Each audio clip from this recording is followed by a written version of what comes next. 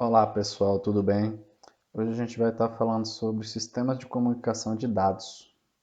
O que seria o sistema de comunicação de dados? O sistema de comunicação de dados é um sistema computacional que trata da comunicação entre computadores. Mas quando eu digo computadores, eu não estou falando apenas desses computadores, notebooks, celulares, algo dessa complexidade. Eu estou dizendo todo tipo de aparelho de comunicação que opera entre dois ou mais aparelhos que emitam um sinal, perfeito? Bom, como foi o início? O início, lá pela década de 1960, computadores eram utilizados isoladamente por militares e universidades, sem oferecer recursos para usuários remotos. Já na década de 80, começou a surgir as redes de computadores com objetivos de compartilhamento de recursos de troca de mensagens. Tá, e o sinal? O que seria o sinal? O sinal é nada mais nada menos que a forma ou código de transmissão de informação utilizada para essa transferência de informações. Tá, e os tipos de sinal na comunicação de dados, quais seriam eles? Bom, temos dois, o analógico e o digital. Bom, o analógico são sinais contínuos cuja variação em relação ao tempo é a representação proporcional de outra variável temporal. Exemplo, deixa eu ver aqui, no caso, o movimento de um relógio analógico, aquele relógio com um ponteiro, e o também, digamos assim, o velocímetro do painel de um carro. Nesse caso, esses dois elementos aí, eles não trazem algo, como se diz assim, no caso o velocímetro do painel de instrumentos do automóvel, ele possui um cabo que é ligado lá no sistema das rodas, que faz com que ele funcione, certo? Aí é um exemplo perfeito de um sistema analógico. E no caso do sinal digital? Para se ter o sinal, para se ter esse sinal, as informações são convertidas para bits. Bit, no caso, é a menor parcela de informação processada por um computador. Visualmente falando, qual a diferença do sinal analógico para o sinal digital? Tá. O sinal analógico está definido o tempo todo e pode assumir qualquer valor entre os extremos limitados na parte superior e inferior. Deixa eu ver aqui ó, na parte superior e na parte inferior. Então o que acontece? Daqui de onde está o cursor do mouse aí até embaixo, nós temos o que? Infinitas informações. Já o sinal digital é representado por bits. Por isso, ele só terá valores que correspondam a esses dois bits existentes. No caso, a gente poderia dizer que é um sistema binário, né? No caso, digamos assim, o zero e o seu complemento, o 1. Tá, já o sinal analógico, não, ele terá qualquer valor entre essa faixa limitada máxima e mínima aí. Assim é provado o teorema de Nyquist. Tá, e o que seria esse teorema de Nyquist? O sinal analógico limitado em banda pode ser convertido em sinal digital sem perda de informações, mas pode conter algumas anormalidades. Quais seriam essas anormalidades? Não seria chiados ou algum tipo. Resumindo, as imperfeições do sinal analógico iam junto para o sinal digital. Aí daria essa, digamos, essa falha no sinal perfeito para o sinal digital. Então aqui eu estou tendo duas TVs sem sinal, certo? Na primeira parte aqui é analógico e na segunda é digital. No primeiro caso temos uma TV antiga sem o sinal. Tá, mas no caso aqui ela não está sem sinal totalmente. Porque o que acontece? Toda TV analógica ela sempre vai ter um sinal, mesmo que não tenha a informação necessária. Sempre tem um tipo de sinal, mesmo que não seja o sinal que a pessoa queira estar vendo. Exemplo, se passa um avião, esse sinal é coletado pela TV, dá uma certa interferência. Se passa um carro na frente da sua casa, ou então até mesmo a energia que tem na sua casa tem um certo sinal que a televisão coleta. Já no sinal digital, não. Ou tem o sinal ou não tem o digital, que no caso são esses bits aí que eu acabei de falar. Ou sim ou não. 0 ou 1, perfeito? Então tá.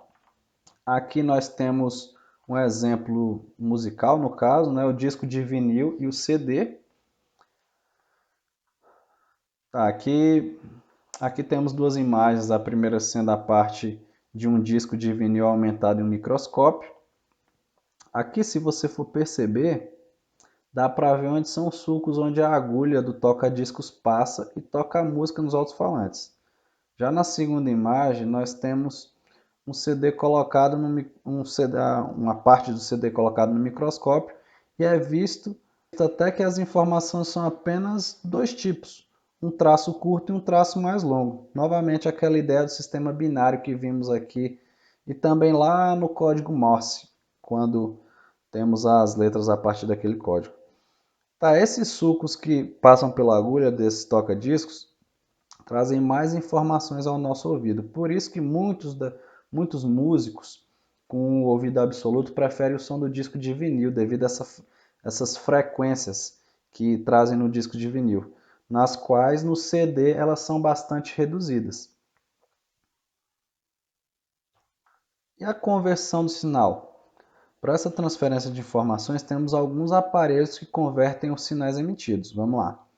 O primeiro equipamento é o que todos já conhecem, é o telefone.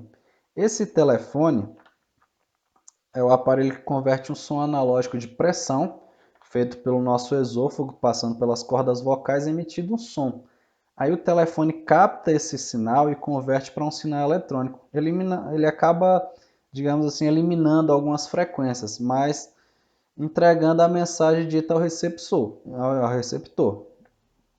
Tem algumas frequências que são perdidas no meio do caminho aí, mas a mensagem acaba sendo entregue.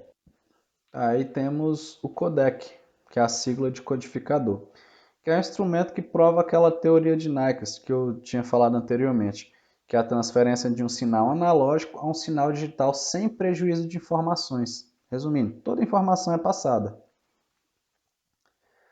Aqui mais para frente nós temos o modem, que é a sigla de modulador e demodulador, como mostra no slide aí. Já esse aparelho faz o inverso do codificador, ele transfere do sinal digital para o sinal analógico. E por fim nós temos o transceptor digital. O que seria o transceptor digital? Ele transmite a informação digital de quem está enviando para quem está recebendo, como mostra na figura aí. Ele apenas acaba sendo um transmissor da mensagem. E sobre os meios de transmissão? Como falamos do sinal, também precisamos de um condutor que conduz esse sinal digital e esse sinal analógico. Os meios de transmissão são divididos em dois tipos de meio, que seria o quê? Via terrestre e via aérea. Os de via terrestre são basicamente divididos em dois tipos, de cabo metálico e os de fibra ótica. Agora aqui no caso por via aérea, como é que seria? São transmitidas a partir da superfície com torres e antenas e também temos as vias satélites. Uns condutores usados via terrestre são os cabos coaxiais. Esses cabos consistem basicamente em um condutor, a blindagem, o isolamento e a capa, como mostra aí na figura, se vocês perceberem. Aqui na ponta está o condutor, o isolante, né, a blindagem e a capa. É um cabo de antena normal, se você for perceber, aquilo lá é um cabo coaxial. Quais são as desvantagens do cabo coaxial? No caso, os cabos de maior qualidade são muito duros e difíceis de fazer a instalação. Já os cabos de mais baixa qualidade, em muitas das vezes, não são adequados para altas velocidades e distâncias maiores também dão muitos problemas. Resumindo, ele é um cabo um tanto quanto limitado. Assim surge a fibra ótica, né? Que é nada mais nada menos que a transferência de informações a partir da luz. Esses cabos de fibra ótica, na maioria das vezes, seus núcleos são feitos de plástico e de vidro para que a luz envie o sinal. Olha aqui eu já tenho um exemplo legal para você ver o que é, no caso, uma fibra ótica. Um abajur de fibra ótica, que é o quê? Algumas, digamos assim, umas linhas de nylon, certo? Que no início, aqui na parte de baixo, é jogada a luz e essa luz passa por esse cabo, né? E chega ao fim do cabo na mesma intensidade, perfeito? As vantagens da fibra ótica As vantagens da fibra ótica é basicamente o quê? A transmissão de dados que é muito superior aos cabos metálicos, no caso os cabos coaxiais, e também por utilizar luz, tem uma imunidade eletromagnética. Não dá interferência se tiver próxima energia, no caso algum campo magnético, certo? E também é ideal para instalação em rede de ambientes com muita interferência. Quando tem muita interferência, a fibra ótica passa tranquilo, sem interferência alguma. Tá? Mas nem sempre tudo é bom na fibra ótica. Temos também suas desvantagens. Elas são: seu custo é muito superior às instalações metálicas, no caso o cabo coaxial. São cabos mais frágeis também, que requer um certo cuidado. Um tipo de proteção encapsulada em materiais que lhe confiram uma boa proteção mecânica. Para evitar, como muitas das vezes eles ficam estirados nos postes, ali ele está sujeito a sol, chuva, então ele precisa de uma proteção muito resistente para não danificar essa fibra que é colocada para passar a luz, né? E também ele necessita de equipamentos microscopicamente precisos para sua instalação.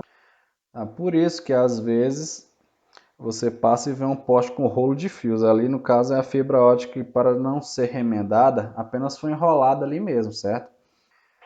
E por fim temos as transmissões aéreas, que fornecem conexões menos confiáveis que as terrestres. A gente pode até comparar em casa quando estamos utilizando o computador para fazer um download e um upload. Se você pegar e usar pelo Wi-Fi, a taxa de transferências é mais lenta do que se você pegar um cabo, plugar no seu computador, plugar no modem e fazer a transferência. Nesse caso, bem, a transmissão vai ser bem mais rápida, além de ter uma redução considerável na quantidade de erros que possa acontecer. E para finalizar aqui, as vias satélite, as transmissões via satélite, que tem uma desvantagem que dá um certo delay aí na transmissão. Algo pequeno, cerca de 270 milissegundos. Esses atrasos podem até criar alguns problemas na comunicação interativa. Tipo, você está vendo a transmissão na final da Copa do Mundo e no momento do lance ali que vai ter um gol, uns 2 ou 3 segundos antes, o seu vizinho já está comemorando o gol, né? Então, no caso, é esse certo delay que tem, tá? Bom, pessoal, é isso que eu queria falar na aula de hoje, certo? Espero que vocês tenham entendido e até mais.